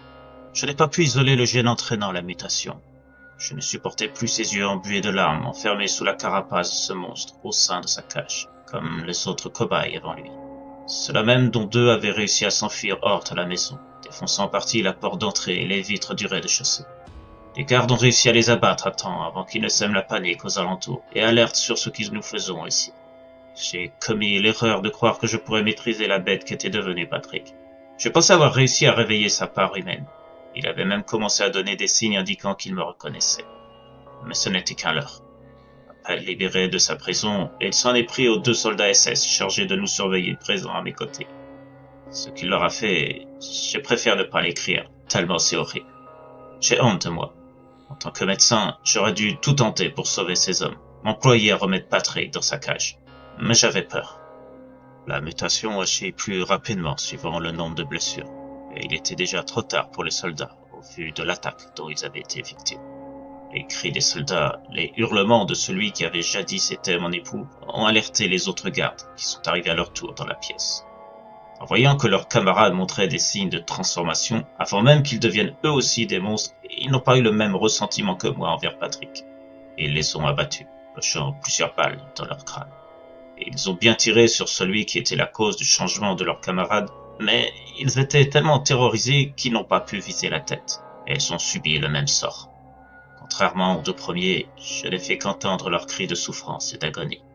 Durant le temps où ils subissaient ce déferlement de violence sur leur corps, j'ai pu décrocher un fusil dans l'autre pièce et l'armer. Je n'ai jamais autant pleuré de toute ma vie. Patrick s'est écroulé devant moi en recevant la balle dans la tête que je venais de tirer. Avant de mourir, bien qu'il semblât avoir perdu la faculté de parler, tout en revêtant un semblant de forme humaine, j'ai croisé son regard.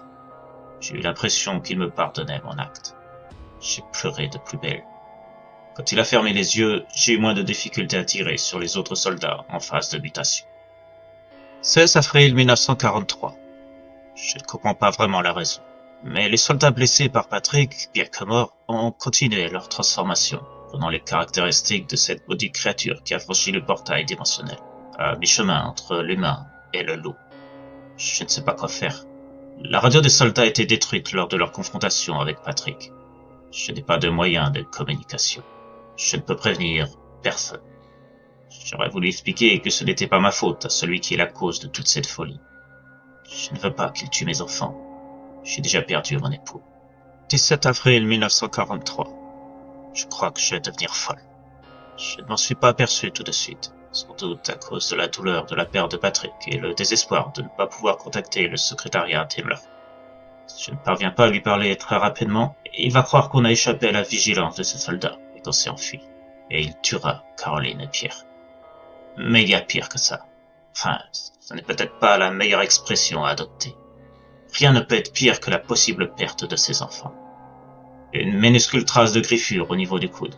Sûrement un souvenir de Patrick. Puis son emplacement, ça ne m'a pas sauté aux yeux. Je vais devenir comme eux. La griffure est très petite. Ce qui veut dire que la mutation va s'étaler sur plusieurs jours. Comme les premiers cobayes. Ceux qu'on mettait en contact direct avec cette créature. Ça me laisse le temps de mettre fin à cette aberration, ce projet et ses conséquences. On ne peut pas les contrôler. Je n'ai pas les mêmes compétences que Patrick pour mettre au point un produit permettant de soumettre ces monstres à une volonté. Une fois atteint par le mal, on devient des machines à tuer vivantes, cherchant qu'à augmenter sa meute. 18 avril 1943. J'ai pris la décision de tout détruire. Je sais que je vais en souffrir, mais je sais que je ne verrai plus jamais mes enfants. J'espère qu'ils ne souffriront pas trop lors de leur exécution, qui semble inévitable désormais. Ça fait trop longtemps qu'Himmler s'en nouvelle du projet. Je suis sûr qu'il a déjà tenté de contacter ces hommes. En l'absence de réponse, il n'est pas difficile de comprendre qu'il a appliqué ses menaces concernant Caroline et Pierre. Je pourrais mettre fin à mes jours, mais jamais je n'en trouverai le courage. En tout cas, pas avec une arme. Prendre la décision de tuer Patrick m'a déjà été douloureux. Appliquer la même sentence sur moi, je sais que je ne pourrais pas. 19 avril 1943. Je vais quitter cette maison et tenter de trouver un endroit où je pourrais mourir des pattes d'un animal sauvage. Je ne vois que ça pour résoudre le problème que constitue mon état, en espérant être dévoré pour ne pas nuire. J'ai pu constater à quel point les facultés de régénération de ces créatures dépassent tout ce qu'il est possible de concevoir. Seule la destruction du cerveau est efficace. J'ai brûlé tous mes travaux. Personne d'autre ne sera capable d'ouvrir le portail. Je voulais détruire le squelette aussi, mais ces choses n'en finissent pas de me surprendre, dans le mauvais sens. Le feu ne les atteint pas, les températures très basses non plus. Ça ne fait que les ralentir un peu. Il n'y a que les lames d'arbre blanche et les balles à pouvoir pénétrer la carapace que constitue leur épiderme. Et il faut que ce soit des balles particulières, telles que celles que Patrick a conçues. Il ne m'en reste que 4. Je ne sais pas comment refaire. Fin avril 1943. Je m'en vais sans regret. J'ignore de quoi demain sera fait. Jamais quelqu'un ne doit accéder à ce monde. Ce que j'ai vu, seules les créatures vivantes peuvent transmettre le mal. J'espère ne pas m'être trompé. Ce sont mes derniers mots. À ceux qui liront ce journal, quel qu'il soit, je vous en conjure, ne commettez pas la même erreur. Manipuler les mondes, créer des monstres pour gagner une guerre, c'est la pire idée qu'il puisse y avoir. Adieu, Charlotte Trondheim. Je vois. Voilà qui explique bien des choses. Donnez-moi ce journal, Andreas. Je pense que l'intégralité de sa lecture m'apportera les éléments à savoir sur le déroulement de ce qui est arrivé ici, dans tous les détails.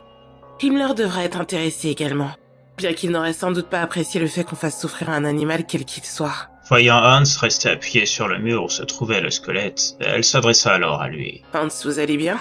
Vous êtes blanc comme un linge. Oui, enfin, je crois, je ne sais pas ce que j'ai... Excusez-moi, je tombe à feu. Je n'ai pas été franc, j'ai commis une erreur, j'avais peur de votre réaction après avoir vu ce que vous avez fait à Gunther. Je crois comprendre. Vous avez touché le squelette, n'est-ce pas? C'est Chris, je parie. Hans ne disait rien, mais son silence était éloquent. Ich habe dich nicht vor. Blodien. Vous m'aurez vraiment tout fait. Si vous n'étiez pas dans un tel état, je vous aurais fait comprendre ce que ça veut dire ne pas toucher. Eise. S'adressant à moi, Andreas, ramenez cet enduit dans la pièce principale. Installez-le sur le sol en attendant. Et demandez à Gerhardt de le surveiller. Cherchez un matelas, des couvertures, tout ce qui peut permettre de le coucher. Quand ce sera fait, vous irez avec Gerhardt en chercher d'autres pour nous. Gib das. je m'employais à aider Hans à rester debout, et péniblement, je le ramenais de l'autre côté, après avoir confié le journal à Alix. Tissé nous emboîtait le pas avant de prendre les devants. Gerhardt, ça avance cette radio? Vous avez trouvé ce qu'il faut pour la réparer? Nein, Sturmbannführer. J'ai bien pu récupérer quelques éléments susceptibles d'être utiles, mais ça va vraiment être très compliqué de réparer avec ça. Je vais faire ce que je peux, mais je ne garantis rien. Clarencius. Avec ce qu'on vient d'apprendre, je dois faire mon rapport à Himmler le plus vite possible. Et surtout lui demander de nous sortir de ce pétrin en nous envoyant du renfort rapidement. Gerhardt me vit alors transporter un Hans étant au plus mal, tenant à peine debout, transpirant à grosses gouttes et peinant à respirer. Immédiatement, il vint à notre rencontre. Oh mein Gott. Hans, qu'est-ce que tu as? Je vous expliquerai plus tard. Occupez-vous de lui, installez-le du mieux que vous pouvez. Je vais tâcher de trouver ce qu'il faut pour l'allonger décemment. Et pour nous aussi. Cherchez aussi des médicaments. Il doit bien y avoir de quoi faire baisser une fièvre dans cette maison. Schnelle! Quel imbécile ce Hans. Je suis entouré d'idiots finis. À part vous, Andreas, bien sûr. Les heures qui suivirent furent très tendues. Pendant qu'Alex consultait en détail le journal de Charlotte Trondheim pour en savoir plus, Gerhardt et moi on s'était employés à mettre Hans en position confortable, sur le matelas que j'avais réussi à trouver dans la maison, avec plusieurs couvertures pour nous tous, à défaut d'autres matelas. J'avais aussi trouvé des médicaments, mais au vu du mal dont était atteint Hans, je doutais qu'il serve à grand chose. Alex était devenue nerveuse, et chaque contrariété était sujet à passer ses nerfs sur nous. Gerhardt trimait comme pas possible sur la radio, mais avec le peu de matériel dont il disposait pour réparer, c'était quasiment mission impossible. Pour ma part, je restais au chevet d'Hans, dont l'état empirait d'heure en heure. Malgré la tension, on a quand même fini par se coucher tard dans la nuit et à s'endormir. Le lendemain, on a pu s'apercevoir des premiers changements notables de Hans. Sa peau s'était durcie, se couvrant de poils épais. Sa mâchoire commençait à s'allonger, tout comme ses doigts de main et de pied, ainsi que ses oreilles. Il passait son temps à gémir de manière quasi continue, traversé de douleur, se contorsionnant de partout, ce qui augmentait la tension déjà présente. On perd notre temps.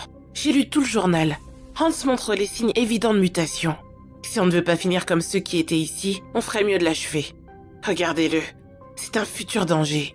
Il n'a déjà presque plus rien d'humain. Vous ne pouvez pas dire ça, Sturmbannführer. Hans, c'est comme mon frère.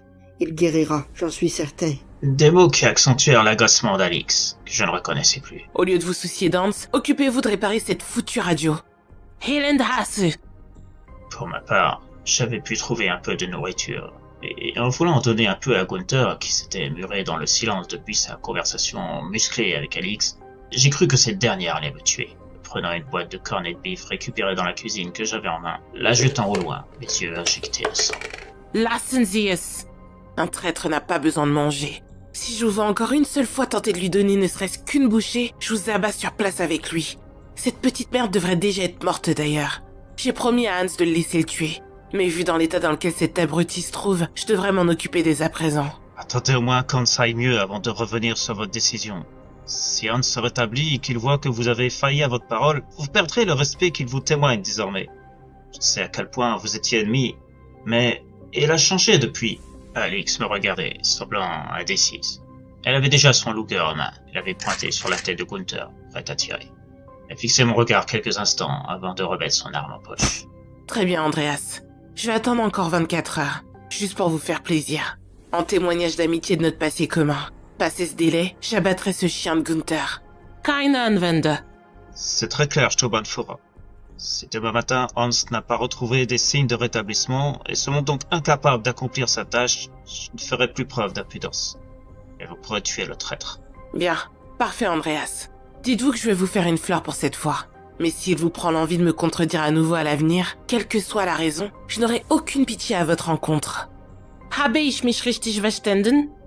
Sehr klar, Staubenführer. Alix montrait un sourire satisfait et retournait dans le petit coin qu'elle s'était aménagé à l'écart de nos lieux de couche, afin de montrer son rang. Depuis le temps que je la connaissais, c'était la première fois que j'avais ressenti une vraie frayeur en sa présence. La trahison de Gunther l'avait complètement transformé. Et ce que nous avions découvert dans cette fameuse pièce où Hans avait contacté ce mal n'avait pas vraiment arrangé les choses. C'était même pire qu'avant. Alix que je connaissais n'aurait jamais levé la main sur un de ces hommes, même pour une faute grave. Je la considérais comme un modèle de compréhension, sans même qu'elle soit capable de pardon, chose rare pour un officier SS. Mais je m'étais trompé. Elle venait de montrer à quel point sa personnalité avait été façonnée par Himmler.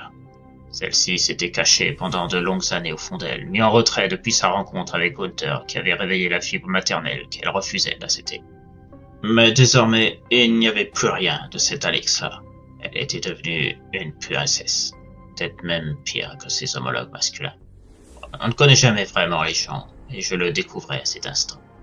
Gerhard ne disait rien, mais il ressentait la même peur que moi en présence d'Alix.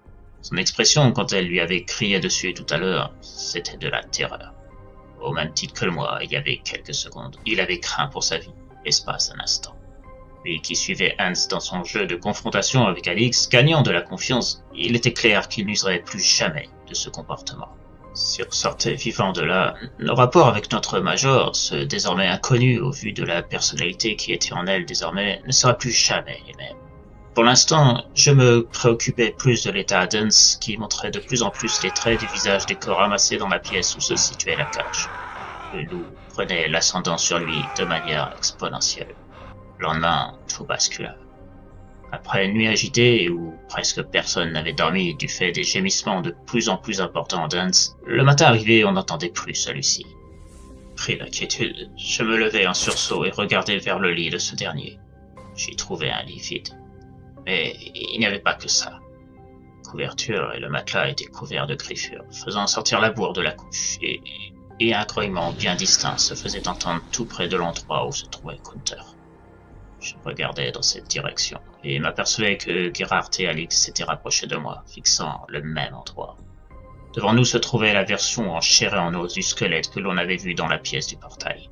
Je crois qu'on a tous eu du mal à croire ce qui se trouvait devant nous, mais il n'y avait pas de tout possible. Hans avait laissé place à un lycanthrope, familièrement appelé loup-garou, posté en face de Gunther qui affichait un air terrorisé, semblant nous demander de l'aide du regard. La bête qu'était devenue Hans se rapprochait encore plus, grognant de plus belle, pendant qu'Alix nous faisait signe de se rapprocher de l'escalier. Nos fusils, on les avait laissés près de la table où se situait la radio. Impossible de s'en rapprocher sans risquer de se faire attaquer par la créature. Et il y avait autre chose qui posait un problème, le bouton. Le bouton qui permettait d'ouvrir les volets fermant toutes les issues de la maison. Il était juste derrière la chaise de Gunther, juste derrière la créature. Néanmoins, sur le coup, on n'avait pas vraiment le temps de réfléchir à ça. Rester dans cette pièce en présence de ce monstre, c'était voué à une mort certaine à plus ou moins long terme. Et alors, tout s'enchaîna. Les grognements furent remplacés par un hurlement terrifiant, ainsi que des cris de Gunther, suivis d'un son de morsure, de mastication de la chair, de griffes s'abattant sur notre ancien compagnon. L'ancien traître était réduit à un jouet pour ce loup hybride. Bientôt, il fut valdingué sur un côté de la pièce, toujours attaché sur sa chaise, mais ne bougeant déjà plus. Juste avant que le lycanthrope se jette sur lui, il multiplie les attaques, sur ce qui n'était plus qu'un tas de pattes et de chien. Enfin, pour loup, en l'occurrence. Gerhard a réagi plus vite que moi. Voyant l'opportunité qui nous était offerte, il a foncé droit vers le bouton d'ouverture, appuyant dessus, ce qui déclencha le système d'ouverture dans un bruit cacophonique bien plus important que lorsque l'on avait entendu la première fois. Je revins tout de suite vers nous, sans pouvoir s'emparer d'un fusil, ceci étant bien trop près de l'endroit où la bête se trouvait, et montra un temps d'arrêt, au vu du son des volets s'ouvrant dans la maison. Était-ce la peur qui fit modifier cette impression de son plus strident? En tout cas, dès que Gerhardt revint vers nous, il fonça directement vers l'escalier, sans se préoccuper d'autre chose. Je le suivais immédiatement, avec Alix juste derrière nous, qui nous criait de courir le plus vite possible vers le haut de l'escalier.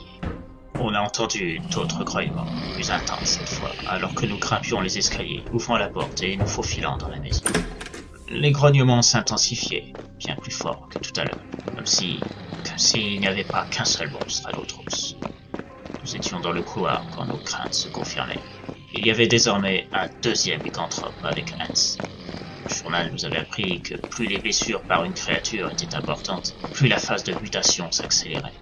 Vu l'état de rage dont avait fait preuve Hans sur le pauvre Gunther, cette phase avait sans doute battu tous les records de transformation. Las, je les retiens du mieux possible.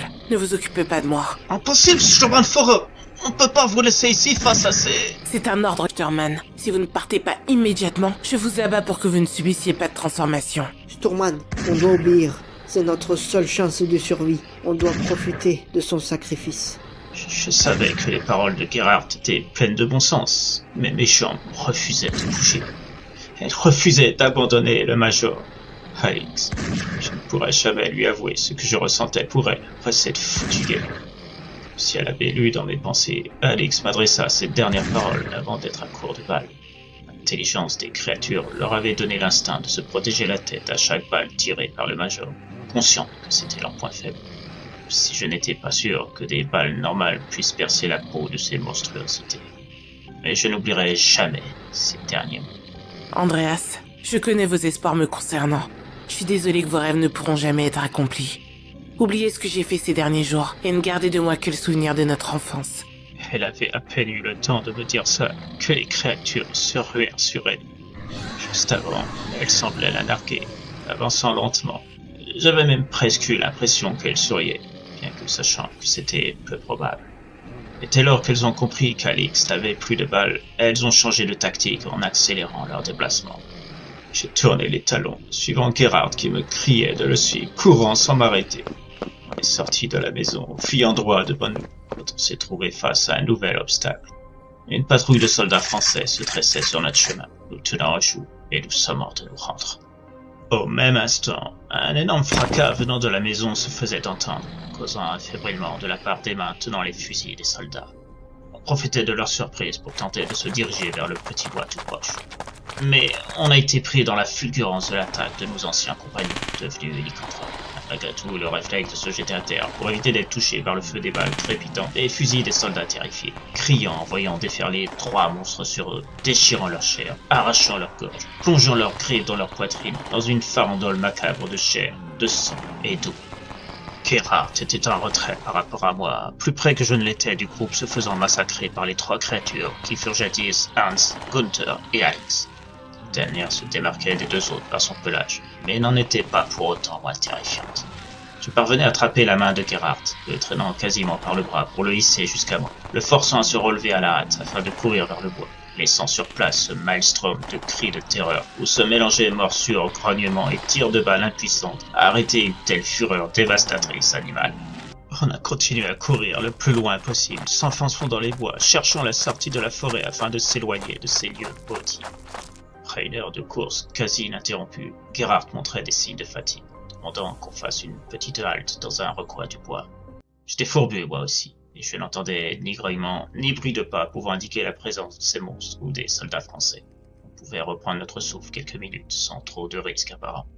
On devait s'être éloigné suffisamment pour considérer être plus ou moins en sécurité, ne serait-ce que de manière éphémère. Mais on ne devrait pas s'attarder pour autant, trouver les nôtres, se diriger vers un camp, tout ce qui pouvait nous offrir une porte de salut. À ce moment, je pensais qu'on serait tous les 2 les rescapés de ce cauchemar, et je me trompais. Si je parviendrais à me tirer de cette situation, me permettant d'écrire mon récit par la suite, ça ne fut pas le cas de Gerhardt. À dire vrai, je pense que s'il a manifesté son désir de s'arrêter, c'est justement parce qu'il s'était rendu compte de ce qu'il allait m'apprendre, obligeant à prendre la 2e plus douloureuse décision de ma vie. juste après l'abandon d'Alex. J'étais assis sur une souche d'arbre quand il s'est approché de moi, traînant la chambre. Gerhard, tu es blessé? Attends, je vais essayer de soigner ça avec les moyens du bord. Il me faisait un signe de la main pour stopper mon entrain, les larmes aux yeux. Inutile, Stourman. Cette blessure-là, elle ne peut pas être guérie. Cesse de dire n'importe quoi. Et tu peux m'appeler par mon prénom. On est entre nous ici. Tu n'es plus tenu par l'obligation militaire, vu notre situation. Sa tristesse redoublait. Il montrait le bas de son uniforme plus en détail, dévoilant une longue trace de griffure. Je me retenais de pleurer à mon tour. Bon, ça t'est arrivé. Ça peut être soigné. Je suis sûr qu'une fois rejoint, quand les médecins seront... Là encore, il faisait un geste de la main avant de montrer plusieurs autres traces de griffure sur sa jambe gauche, sur ses flancs et sur son épaule droite. Vous voyez, Man Stourman, il n'a plus rien à faire. Je suis foutu. Arrête de me fourvoyer, dit Jotten. Ne sois pas défaitiste. On peut encore... Et il ne me laissa pas finir ma phrase. Man Stourman, je veux finir en soldat. C'est aussi pour ça que je refuse de vous tutoyer pour mes derniers instincts. Je veux être digne jusqu'au bout, mais pour ça j'ai besoin de votre aide. En tant qu'officier, en tant que soldat et en tant qu'ami, je ne pourrais pas le faire seul. Je craignais de deviner ce qu'il voulait dire. Je voulais lui signifier mon refus de mettre fin à sa vie. Je savais que c'est ce qu'il me demandait. Mais avec ce qui suivit, je n'eus pas vraiment le choix que d'accéder à sa demande. J'ai commencé à grimacer, se tordre de douleur. Son visage débutait de se transformer, tout comme ses mains. Il résistait à la douleur. Il me tendait son couteau, celui que nous avions tous, en plus de nos armes à feu. Je vous en prie, Man Stourman. Je veux mourir pendant qu'il me reste un peu d'humanité. Je ne veux pas mourir en tant que monstre, comme Hans et les autres. Vous devez me tuer. La tête. Planter le couteau dans la tête. Il tombait à genoux, tentant de résister tant bien que mal à la mutation s'accentue encore, de plus en plus visible, le loup prenant le dessus sur l'homme. Tuez-moi, Man Stourman, vite! Il avait fait tomber son couteau au sol, devant lui, hurlant à cause des douleurs de la transformation, et parvenant à rester dans une position qui me permettrait de lui ôter sa vie. Tremblant à la fois à cause de la tristesse et de la peur, je me baissai, ramassai son arme, regardai une dernière fois celui qui avait autrefois été un ami, en plus d'un soldat. Un ami que j'avais maintes fois tenté de soustraire à l'emprise d'Hans, en vain. J'avais failli en ce qui concernait ce fait. Je voulais rattraper mon erreur de ne pas avoir pu l'aider à ce moment. Et d'un coup net, je plantai le couteau au beau milieu de ce qui ressemblait de moins en moins à un front humain.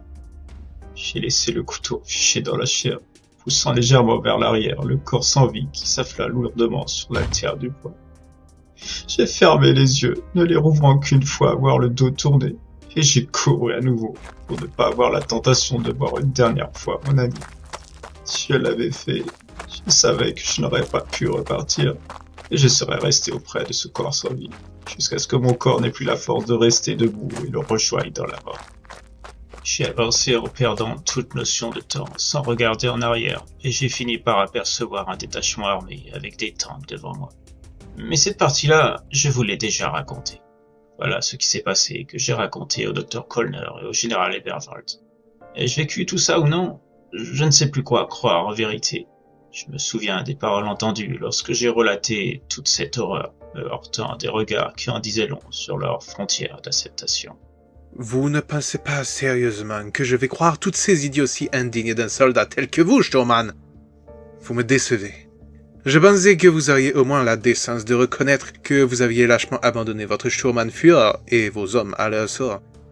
J'hésite entre vous exécuter pour désertion ou vous laisser enfermer ici à vie jusqu'à ce que vous vous décidiez à me dire la vérité. Je vous ai dit la vérité, Grobonfora, si aberrant soit-elle. Je vous avoue que j'ai parfois un peu de mal à y croire moi-même. Mais mes souvenirs sont là pour me rappeler que je n'ai pas rêvé tout ça. La mémoire peut nous jouer des tours, Stourman. Il ne faut pas toujours s'y fier. Vous venez de vivre un traumatisme qui aurait pu briser n'importe qui.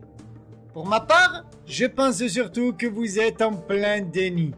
Votre inconscient refuse de vous faire voir les vraies images de ce qui s'est passé là-bas. Vous avez envoyé quelqu'un sur place? Vous voulez m'apprendre mon métier, Sturman? Évidemment qu'une patrouille a été envoyée. Contrairement à vous, qui vous appuyez sur vos mensonges, je suis un soldat responsable. Et surtout, j'ai des comptes à rendre. Je me dois de donner des explications à Himmler. Expliquer pourquoi des scientifiques primordiaux pour la victoire ont subitement disparu avec les gardes chargés de les surveiller. Et le fait que vous soyez le seul rescapé d'une mission basique qui s'est transformée en hécatombe, ce qui me semble suspect. Bonne fourreur, je ne suis pas un menteur. L'attaque que nous avons subie d'une troupe française, la fuite, la maison, les corps trouvés, la cage, le portail, le journal, la lycanthrope, tout est vrai. Comment je pourrais inventer un truc pareil?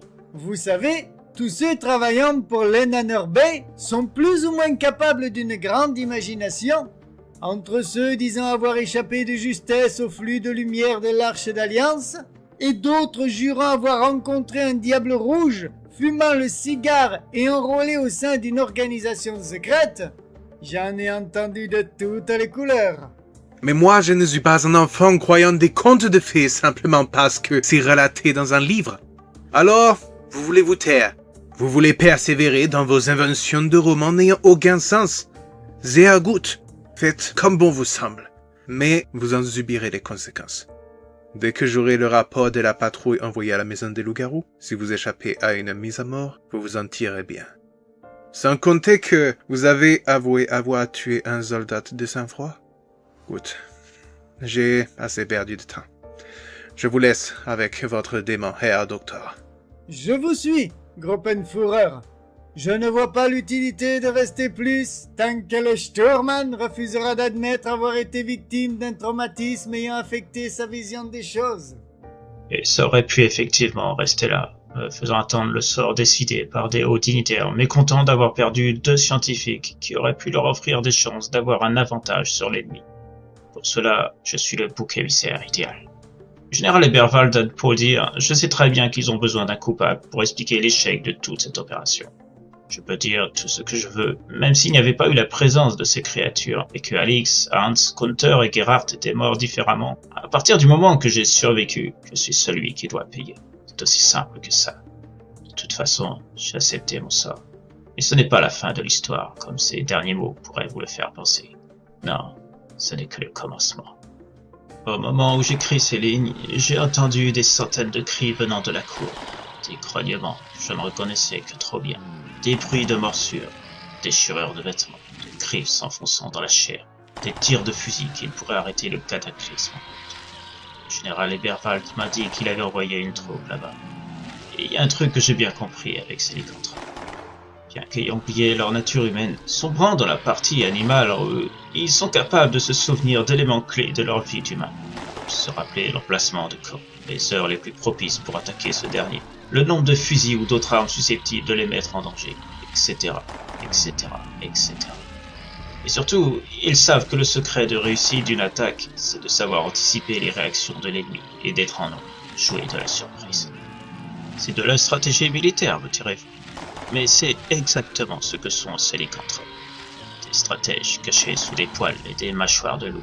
Mais contrairement à de simples soldats, ils sont capables de se déplacer à grande vitesse, d'utiliser leur environnement pour surprendre leur adversaire par des attaques en hauteur, et sont dotés de pouvoirs de régénération et d'une force immense, rassurant la mainmise sur les pauvres humains que nous sommes. Ce que j'entends au dehors, c'est le résultat sans doute de plusieurs semaines où la petite troupe attaquée par Alix et les autres a grossi les rangs de cette menace en devenir, en prenant à d'autres groupes à leur tour, que ce soit des Allemands ou des Français. Peu leur importe la nationalité qui rejoint leur rang. Les lycanthropes sont tous frères. Ils sont une véritable unité au sens propre du terme. De ce que j'entends, le camp où je me trouve va encore plus agrandir la meute et faire s'étendre toujours plus leur domination. Beaucoup s'inquiètent de savoir qui sera en mesure de gagner la guerre, que ce soit l'alliance formée par les Britanniques et les Français ou l'autre côté. Aucun n'a vu venir la progression d'un autre type d'armée, plus sournoise, plus insidieuse, plus radicale dans ses actions. Ces lycanthropes, conscients de leur pouvoir, sont-ils capables d'adopter des attitudes humaines afin d'inspirer encore plus de terreur?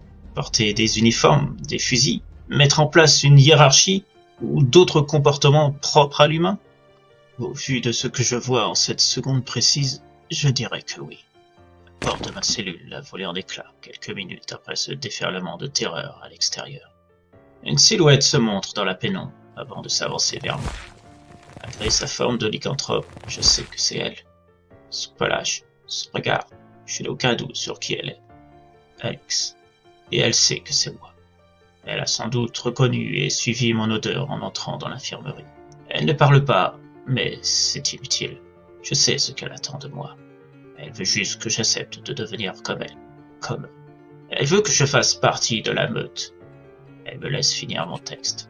Ce sera un souvenir pour ceux et celles se demandant comment l'invasion a commencé.